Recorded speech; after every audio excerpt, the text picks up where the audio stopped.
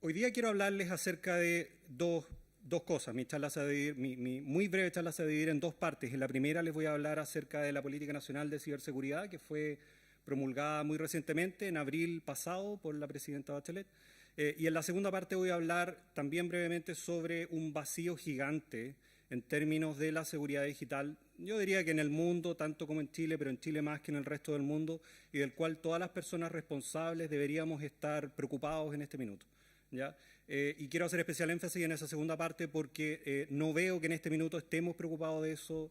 Nos hace falta un montón de trabajo, no solamente en el gobierno, sino también en la academia, que es donde estamos en este minuto. Y donde tengo el orgullo de haber salido ya hace 15 años atrás. Bueno, qué tiempo, no me voy a acordar de eso ahora. En fin, en primer lugar, ¿por qué una política sobre ciberseguridad? Bueno, piensen en Chile 2014 y de ahí para atrás. Esto en gran parte es el diagnóstico que probablemente ya habrán hecho en otras charlas antes que ahora. En esencia tenemos en Chile una muy alta tasa de penetración de Internet. Es bastante alta comparado con el resto de Latinoamérica, es bastante alta incluso comparado con otros países en el resto del mundo, no en Estados Unidos precisamente, aunque incluso con Estados Unidos. Existe importancia creciente de las tecnologías en red, existen muchas tecnologías emergentes, Internet de las cosas, automatización y varias tecnologías dependientes de la inteligencia artificial. Y existe un incremento de las amenazas y una sofisticación de los ataques durante los últimos años que ha sido, por usar un cliché, exponencial. Y por otro lado, existe una ausencia de cultura de ciberseguridad, que es parte de lo que les quiero hablar en la segunda parte. Es algo que debiera preocuparnos a todos y debiera preocuparnos de sobremanera. ¿A qué me refiero con una ausencia en cultura de ciberseguridad? Bueno, tiene que ver con que no somos capaces de cuidar nuestra propia información, no somos capaces de explicarles a otros cómo cuidar de su información y no somos capaces en conjunto, como grupo humano, el entender qué tenemos que hacer para cuidarnos a nosotros mismos de las amenazas que podrían venir de afuera. En eso consiste, en esencia, mi trabajo en la Subsecretaría de Defensa como asesor en ciberseguridad y en ciberdefensa. Entonces, en presencia de este diagnóstico que ya conocíamos más o menos circa 2014, bueno, existía un compromiso de parte del gobierno de la presidenta Bachelet por desarrollar una estrategia de seguridad digital que protegiera a los usuarios públicos y privados, a empresas también, y para plasmar este compromiso es que surgió el Comité Interministerial de Ciberseguridad. En abril del 2015 aproximadamente, está integrado por 8 subsecretarías.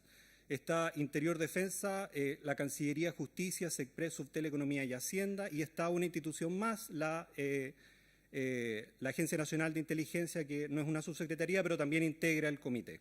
¿Cuál es el objetivo de este comité? Bueno, definir una política nacional de ciberseguridad y ser órgano asesor del gobierno en todas aquellas tareas que involucraran el generar esta política. Esta política, bueno, finalmente salió en abril pasado y contiene 5 objetivos estratégicos que les quiero presentar de manera muy breve. Primero, contar con una infraestructura de información pública y privada resiliente. ¿Qué quiere decir esto? Que sea capaz de resistir y recuperarse de los ataques que pudiesen venir desde afuera de nuestro país. Esto en esencia tiene que ver con dos cosas. Tiene que ver con proteger lo que llamamos la infraestructura crítica y en particular la infraestructura crítica de información.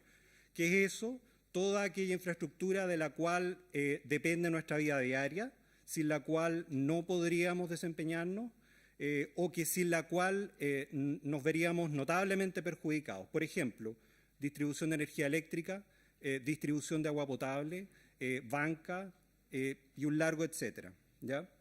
Tiene que ver, segundo, con la formación de equipos de respuesta a incidentes informáticos. En este minuto existe en el Ministerio del Interior un equipo, un CECIR de gobierno, que responde a todos los incidentes que suceden no solamente dentro del Poder Ejecutivo, sino también algunas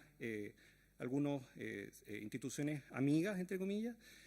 sino también equipos de respuesta en el sector privado, que en este minuto existen, pero son súper dependientes de los proveedores de servicios de Internet, por ejemplo.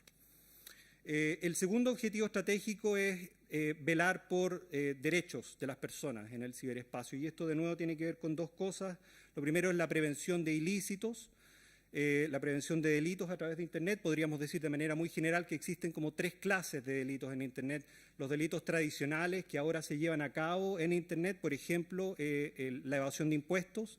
Segundo, los delitos que son transicionales, podríamos decirle, que son aquellos que, a pesar de que existían antes, ahora se ven grandemente potenciados, por ejemplo, pornografía infantil.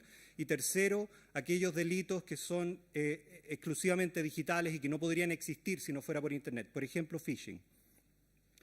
El segundo aspecto con el que tiene que ver este segundo objetivo estratégico es, por supuesto, el respeto y la promoción de los derechos de las personas, de los derechos fundamentales, y uno de ellos, súper importante y sobre el cual recién estaba hablando una arista muy interesante que acaba de ocurrir hoy día con Pablo, la privacidad. La privacidad es algo que en este minuto de la cual es un derecho fundamental del cual en Chile no tenemos mucha conciencia y del cual hay que hacer conciencia urgentemente.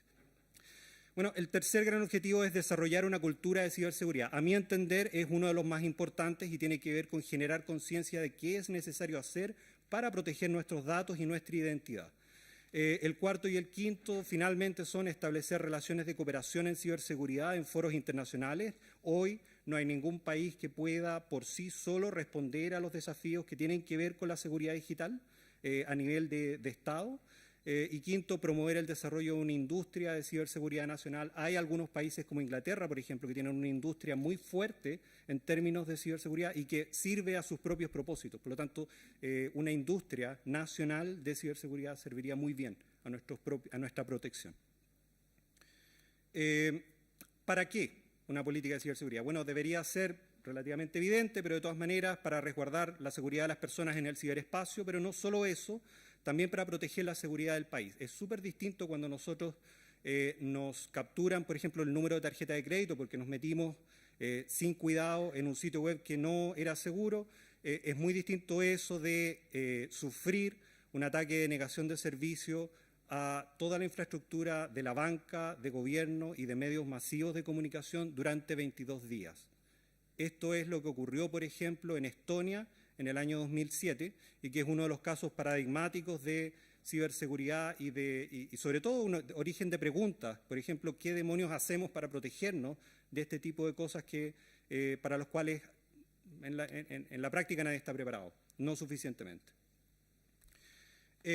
Esto es lo que les quería comentar. Este es el final de la primera parte. Para las personas que tengan más preguntas acerca de la política nacional, existe un sitio web, www.ciberseguridad.gov.cl. También podemos intentar responder algunas preguntas. Sin embargo, lo que les quiero contar ahora tiene que ver con esta falencia, ¿ya? Este vacío del cual nos tenemos que hacer cargo y que hasta ahora no nos hemos hecho cargo. Pregunta abierta, yo no tengo idea acerca de la respuesta. ¿Cuán vulnerable es nuestro país a ataques a través de Internet? Esta es una pregunta para la cual todavía no tenemos una buena respuesta y sin embargo deberíamos tenerla. Ahora, para poder tenerla necesitamos un montón de trabajo que todavía no está hecho. Cuando estábamos elaborando la Política Nacional de Ciberseguridad, esta pregunta nos sirvió para darnos cuenta de que en realidad después de haber conversado con las autoridades, con Defensa en particular, con las tres ramas, con el Estado Mayor Conjunto, nos sirvió para darnos cuenta que estábamos viendo solamente la mitad del problema. La primera mitad, que es la que todos conocen y en la que es familiar para todo el mundo, tiene que ver con la seguridad perimetral, tiene que ver con cómo configuras correctamente tus firewall, tus IPS, cómo segmentas tus redes, cómo tienes antivirus actualizado, etc. ¿Ya? Es decir, cómo proteges la parte que tiene que ver con vulnerabilidades y con software. Sin embargo, hay toda una pata que nadie hasta ese minuto, 2015, estaba consciente que había que proteger y que tiene que ver con los engaños a nosotros, los seres humanos. ¿Ya? Nosotros, los seres humanos, somos muy fáciles de engañar y a través de nosotros es que viene por lo menos la mitad de los ataques que podemos observar en el ciberespacio. Ejemplo, parte del vacío que existe en Chile tiene que ver no solamente con la falta de conciencia, sino también con la falta de cifras, de papers y de y de documentación de las cosas que aquí mismo pasan. Entonces, lo que sí tenemos mucho es evidencia del mundo anglosajón. Este es un ejemplo. En marzo del 2011, empleados de una empresa que se llama RCA Security, probablemente más de alguno les suene, recibieron masivamente un email sin mucho texto y con un adjunto en Excel que decía Recruitment Plan 2011. Ahora, yo sé que todos ustedes saben de qué se trata esto y es fácil en retrospectiva decir yo nunca hubiese abierto ese correo.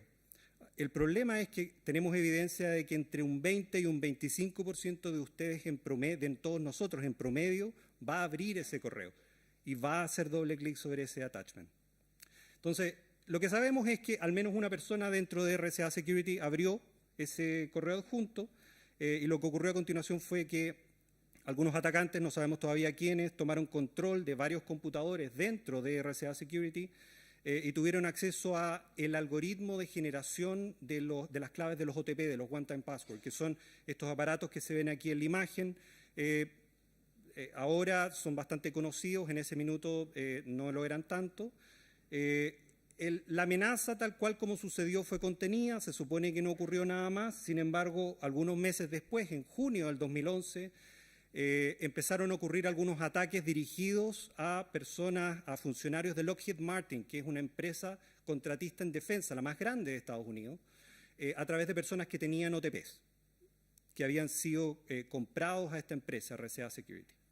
Entonces, lo que ocurrió fue que la empresa tuvo que reemplazar todos los OTP para los funcionarios de Lockheed Martin, y el costo total fue algo más de $66 millones, lo que no es nada comparado con el costo posible que pudo haber tenido este ataque en términos globales. A este tipo de ataques es a los que me refiero cuando hablamos de los ataques a los seres humanos. Los seres humanos somos engañados de manera muy sencilla y en realidad la mayor parte de los ataques provienen de este engaño a las personas.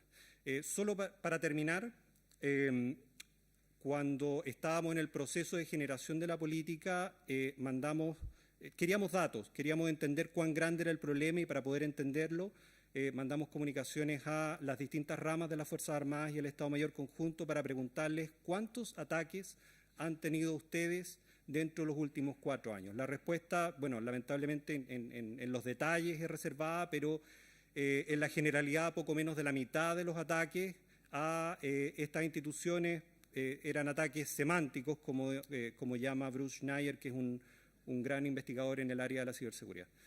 Poco menos de la mitad. Eso quiere decir que no nos estamos haciendo cargo de poco menos de la mitad de los ataques. Entonces, con esto finalizo. Yo quiero hacer una invitación y me hago cargo de esa invitación. Necesitamos estudiar cómo somos engañados, ¿ya? Y para eso existe una disciplina que se llama seguridad usable, que es una disciplina relativamente reciente, no tiene más de 10 años.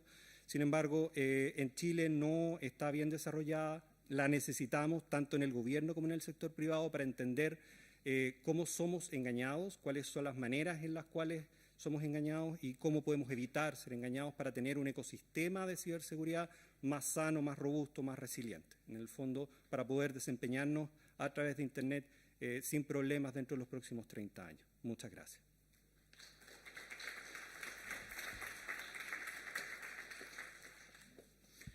Damos las gracias a Cristian Bravo por esta exposición y siguiendo con estas temáticas que abordan aspectos legales del ecosistema digital, nos corresponde presentar y dejar con ustedes a Pablo Violier, analista de políticas públicas de la ONG Derechos Digitales.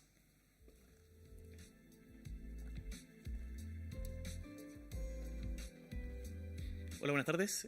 Agradecer la invitación. ANIC Chile, como decían, yo soy Pablo Violier, soy analista de políticas públicas de Derechos Digitales. Y Derechos Digitales, a su vez, es una organización no gubernamental dedicada a la defensa, promoción y desarrollo de los derechos fundamentales en el entorno digital. Nos dedicamos a todo lo que tenga que ver con privacidad, acceso a la cultura y libertad de expresión. En particular, cualquier cosa que tenga que ver con tecnología y derechos humanos.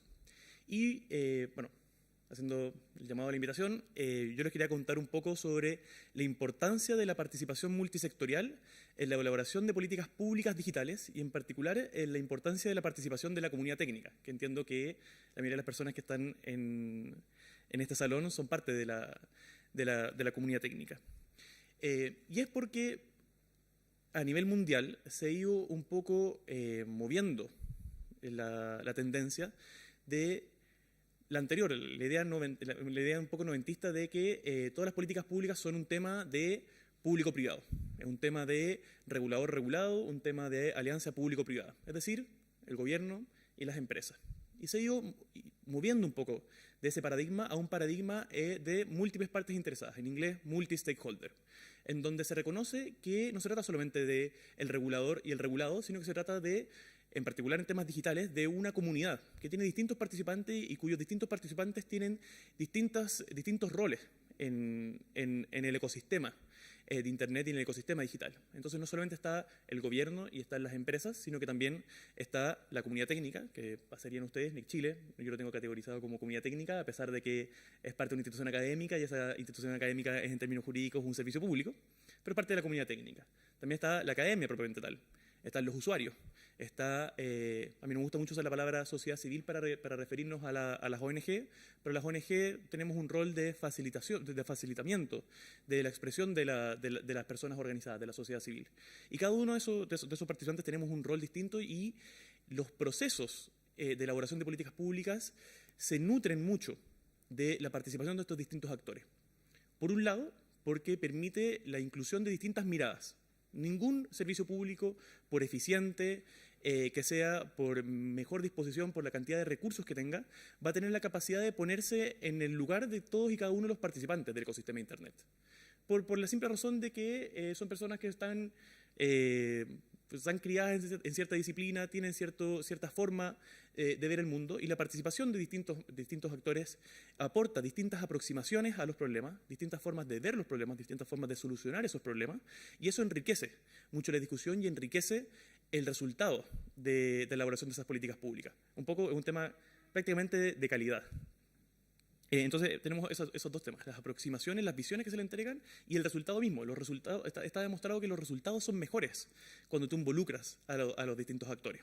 Y eso es muy importante. Y eso porque, bueno, como yo creo que la mayoría de ustedes saben acá, Internet funciona en distintos niveles. Está el nivel de infraestructura, está el nivel lógico y está el nivel de contenido. Nosotros como ONG de Derechos Digitales generalmente participamos a nivel de contenido.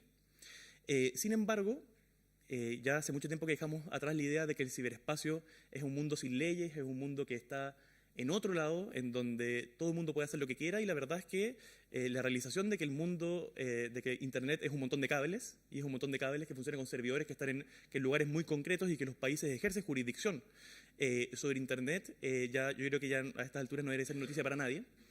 Entonces la necesidad que han tenido los estados, a veces sobrepasándose en sus facultades para regular Internet, ha hecho que la participación de estas distintas capas se vaya un poco, se vaya borrando un poco.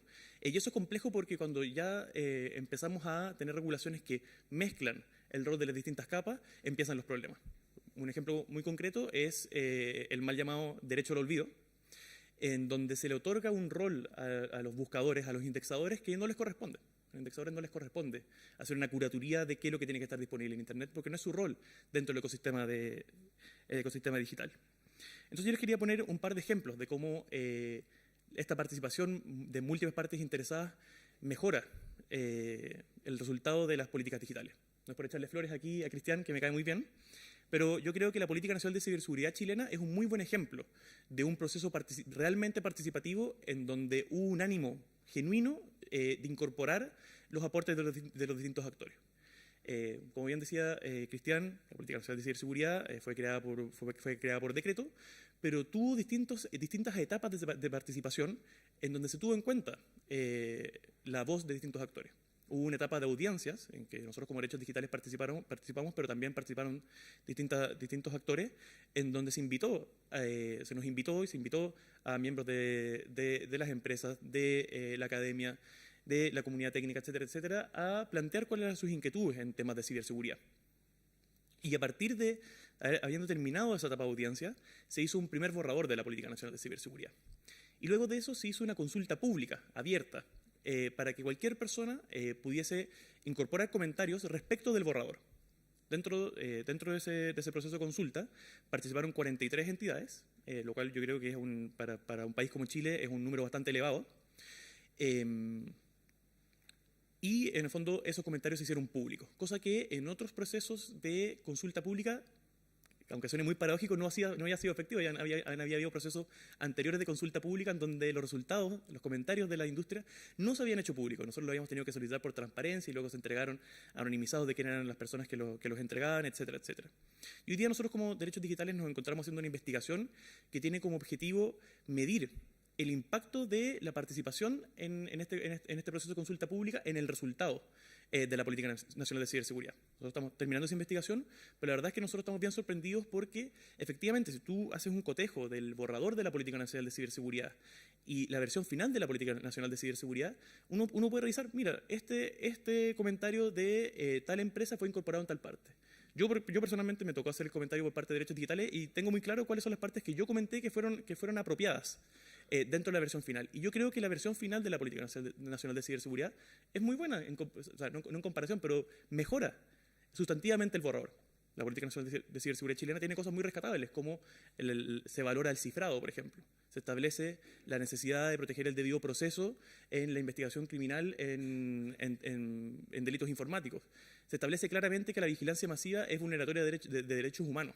Entonces creemos que traza una hoja de ruta muy clara que te permite luego cotejar con otros procesos de política pública, es decir, mira, este proceso de política pública va en el marco de la hoja de ruta de la Política Nacional de Ciberseguridad, entonces vamos para allá. O este proceso de política pública va en contra de los lineamientos centrales de la Política Nacional de Ciberseguridad, por tanto, revisémoslo. Y esos eran los dos ejemplos que yo les quería comentar para un poco también cotejarlo con la Política Nacional de Ciberseguridad. El primero, y yo creo que ustedes ya lo han escuchado en las noticias porque nosotros nos hemos hecho cargo de hacer mucho ruido, es el decreto 866 del Ministerio del Interior, que nosotros le pusimos decreto espía, y que básicamente consiste en un intento para aumentar la cantidad de datos almacenados, como también el periodo de almacenamiento de los metadatos a través de un decreto. Sin entrar en cosas leguleyas, porque las cosas leguleyas son muy aburridas, nosotros consideramos que ese decreto es inconstitucional tanto en el fondo como en la forma. Es inconstitucional en la forma porque está tratando de modificar por decreto algo que está establecido por ley y porque trata de limitar el ejercicio de derechos fundamentales por decreto. Y nuestra Constitución mandata que eso tenga que ser por ley.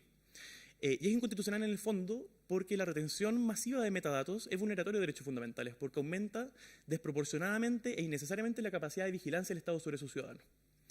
Y nosotros estamos muy contentos con la respuesta que ha tenido la comunidad de Internet en su oposición, en el consenso en la oposición que ha habido a este tema. Y lo que yo les quería decir era lo importante que es la participación de organismos de la comunidad técnica. Nosotros pasa que nosotros nos quejamos por muchas cosas, porque es nuestra pega de ONGs, entonces a veces cuando ya alegamos, nos dicen, bueno, ya lo están alegando porque su pega es alegar. Pero cuando participan entidades como NIC Chile, como ISA, etcétera, etcétera, y la gente y los parlamentarios dicen, bueno, estas son las personas que se dedican al tema de Internet y que tienen una mirada técnica, neutral. Yo no creo que existan miradas apolíticas, yo creo que siempre hay una consideración política detrás, pero da esta idea de que neutral políticamente, entonces se les toma un poco más el peso. Entonces, es muy importante que la comunidad técnica empiece a participar en estos procesos de políticas públicas. Y el otro proceso que yo les quería comentar es el proceso de la ley que intenta regular Uber. La ley que intenta regular Uber se está tramitando hoy día en la Cámara de Diputados en la Comisión de Transporte. En realidad es una ley que busca destrabar el conflicto entre Uber y los taxistas. Nosotros como ONG no nos metemos en el tema de transporte propiamente tal, pero sí hay un par de temas de protección de datos que nos tienen un poco preocupados. El primero es que el proyecto le exige a Uber enviar una serie de datos al Ministerio que tienen que ver con los nombres de los conductores, el trazado del recorrido, el costo, los kilómetros, el tiempo, etcétera, etcétera, que a nosotros nos parece que está muy bien, porque eso le permite al Ministerio de Transporte hacer políticas públicas en base a esa estadística que puede que no maneje, los tacos, etcétera, etcétera, yo me imagino, no soy experto en transporte. Pero el problema es que la ley no exige que esos datos se envíen de forma anonimizada. Y la verdad es que al ministerio no le corresponde saber por qué yo viajé de 3 a 4 de la mañana de tal parte de la ciudad a tal otra parte de la ciudad. Entonces, eso es una consideración. Pero la otra consideración es que el ministerio busca en este proyecto de ley tener la facultad administrativa para decretar el bloqueo del DNS de una plataforma infractora. Y a nosotros eso nos parece que es sumamente grave porque, de nuevo, estamos mezclando capas. Nos estamos metiendo en un tema que tiene que ver con la infraestructura crítica de Internet. Y el bloqueo de DNS tiene que ser algo muy excepcional, en el sentido en que tiene que reservarse para temas de terrorismo, para temas de pedofilia, y bajo ninguna circunstancia puede decretarse administrativamente por un incumplimiento reglamentario y sin una orden judicial. Entonces, por tanto, es una medida desproporcionada, innecesaria y que también orada la confianza que tienen los usuarios en la red misma. Y eso es muy grave. Y en ese caso, nosotros tratamos también de sumar la mayor cantidad de actores a la discusión.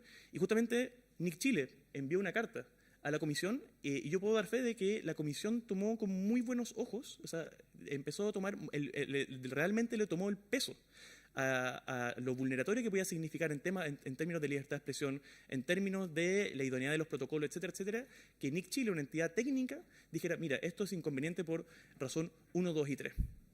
Y eso era un poco los testimonios que yo les quería dar en términos de nuestra participación en la sociedad civil, de por qué es tan importante que la comunidad técnica también se haga parte de la discusión que estamos teniendo en términos de políticas públicas, porque como les decía, son un actor clave en este tema. Yo estoy seguro que lo más probable es que, desde el lado, digo, al menos yo en términos de sociedad civil, lo más probable es que estemos de la misma vereda. Así que muchas gracias por la invitación y yo sé que pueden haber muchas preguntas en estos temas, entonces, por favor, hágala sin ningún tipo de timidez. Luego, no ahora, luego.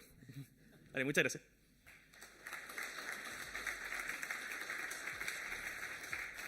Muy bien, damos las gracias a Pablo Violier, quien va a responder, por cierto, luego las preguntas de ustedes. Recuerden que las consultas van luego de la última exposición que presentamos a continuación. Y siguiendo con el análisis de estas temáticas de aspecto legal, dejamos con ustedes a continuación a Luis Arancibia, abogado de Nick Chile.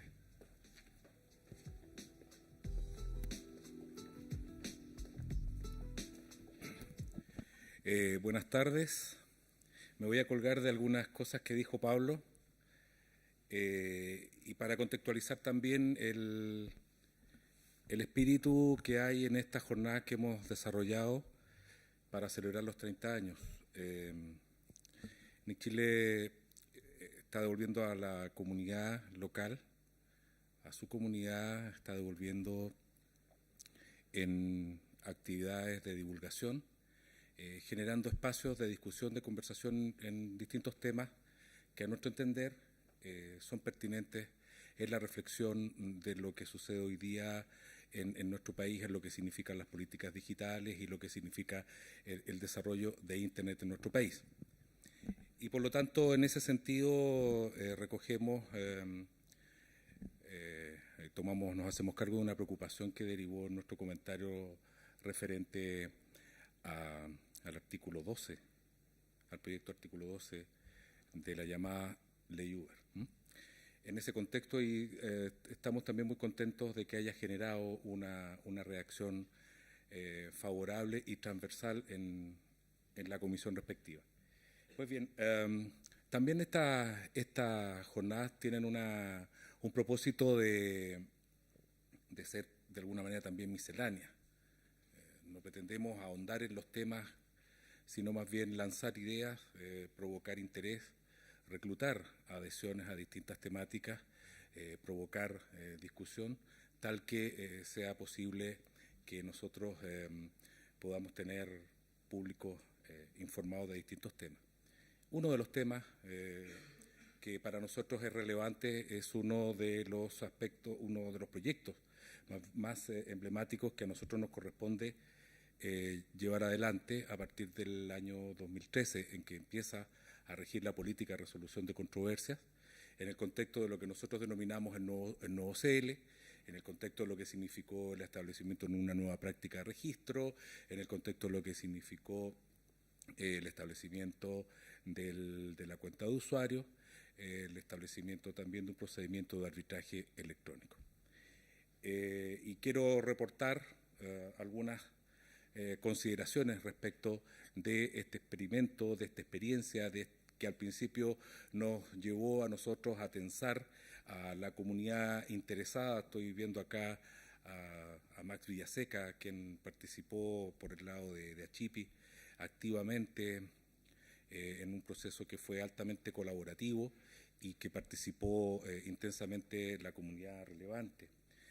El artículo, perdón, la reglamentación vigente hasta el año 2013 establecía fundamentalmente un sistema de arbitraje presencial y construido en términos de dos fases. Una fase que consideraba la mediación y otra, un arbitraje de naturaleza presencial. Para decirlo sencillamente, un arbitraje basado en una tramitación convencional, papel y con presencia de las partes ante el árbitro.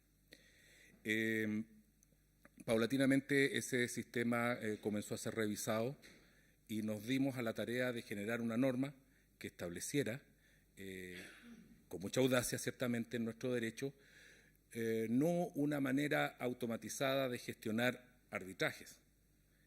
La creación es distinta. Estamos hablando de generar un espacio, un ambiente jurídicamente sólido que haga posible el fenómeno de la litigación.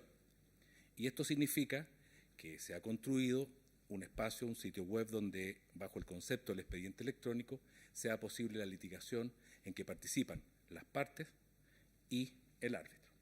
Y eso ciertamente es una novedad, establece unas exigencias desde el punto de vista de la construcción de un sistema, exigencias que son cualitativamente diferenciadas a nuestra experiencia anterior en el arbitraje convencional. Me refiero particularmente de que un proyecto de esta naturaleza no solamente involucra la construcción de una norma, no solamente involucra ocuparse de temas jurídicos, sino también de la construcción del sistema y de brindar soporte en términos de que los litigantes, para nosotros que prestamos el servicio de soportar tecnológicamente el servicio, son desde ese punto de vista nuestros usuarios. Por lo tanto, los objetivos del procedimiento electrónico tienen que ver con mejorar la calidad del servicio de arbitraje. Se establece en este sistema, por lo tanto, un procedimiento estándar. En el régimen anterior, cada árbitro definía con sus partes la norma que se sujetaría el procedimiento y en este caso el procedimiento es único y estándar. También hay unicidad respecto de el régimen relativo a los honorarios. Y todo ello en función de reducir los tiempos de tramitación, que es un valor ya no exclusivo como atributo de un sistema. Para nosotros la reducción de los tiempos de tramitación es un tema que nos interesa, que nos importa desde el punto de vista, como dijo Patricio Poblete en la mañana, de la promesa de eficiencia y de un servicio de calidad que nosotros hacemos permanentemente a través de proveer este servicio. Una de las características, obviamente, que tiene este servicio es que facilita la litigación a distancia. No es necesario que las partes comparezcan físicamente ante el árbitro y puede litigar una persona distante en un extremo a otro de Chile. Y no solamente de Chile, sino que de todo el mundo. Por lo tanto, estamos nosotros en un fenómeno desde el punto de vista jurídico muy interesante, muy rupturista, muy disruptivo, y como lo decimos en un artículo que publicamos el año pasado en la revista Derecho y Tecnología, es realmente una novedad en nuestro, a lo menos, sistema de derecho procesal. Una de las características que quiero resaltar en esta intervención es otro enfoque, otra mirada que tiene que ver del servicio del arbitraje, del arbitraje en línea, es desde el punto de vista de cumplimiento de objetivos de sostenibilidad. Hoy día, claramente en Chile, a partir de diciembre del año pasado, claramente vamos a empezar a hablar en todas nuestras actividades con mayor recurrencia de los objetivos de desarrollo sostenible. Y bueno, dentro de esta lógica, este sistema aparte de que reduce los tiempos de tramitación, aparte de que es un sistema en que evidentemente hay una eliminación del papel, cumple objetivos desde otro punto de vista, particularmente que permite niveles crecientes de inclusividad, lo que significa el acceso a la justicia. Las próximas exposiciones nosotros expondremos a través del proyecto con las clínicas que hará Margarita Valdés, de qué manera nosotros en una dimensión nos hemos hecho cargo de esta idea de la inclusividad y de mejorar las condiciones de acceso al sistema. Y obviamente también este sistema pretende, y es una preocupación permanente, la reducción de las desigualdades que pueden existir entre los litigantes por un nombre de dominio. Les presento algunos números para ir cerrando y dar lugar a la conversación. Tenemos expedientes del orden a la fecha, de sobre 7.000 expedientes que hemos nosotros tramitado en el servicio, con una duración promedio de alrededor de 40 días. No va a faltar alguien que pueda decir sí, conozco casos en que eso no es así. Estamos hablando de una duración promedio y nosotros estamos permanentemente preocupados de ese factor, de ese indicador tiempo en la duración de los expedientes. Acá en el auditorio hay bastantes árbitros presentes que pueden dar fe de esa preocupación permanente por nuestra parte. Es un elemento importante el tema de determinar cuál es lo que nosotros denominamos la tasa de conflictividad. Vale decir, la conflictividad es una nota característica de la inscripción en .cl, claramente no. La tasa de conflictividad es 1,5%. Y por lo tanto es una tasa que, junto con ser una tasa baja relativamente a la cantidad de inscripciones que existe mensualmente y en un año, permite también que sea una carga sostenible en la gestión y en la administración por parte del sistema. Uno de los temas que también nos ocupa a nosotros es determinar cuál es la diferenciación en la asignación de los nombres de dominio en conflicto. Vale decir, cuando existe un litigio por un nombre de dominio, cuál es el resultado final en términos de a quién beneficia regularmente el fallo.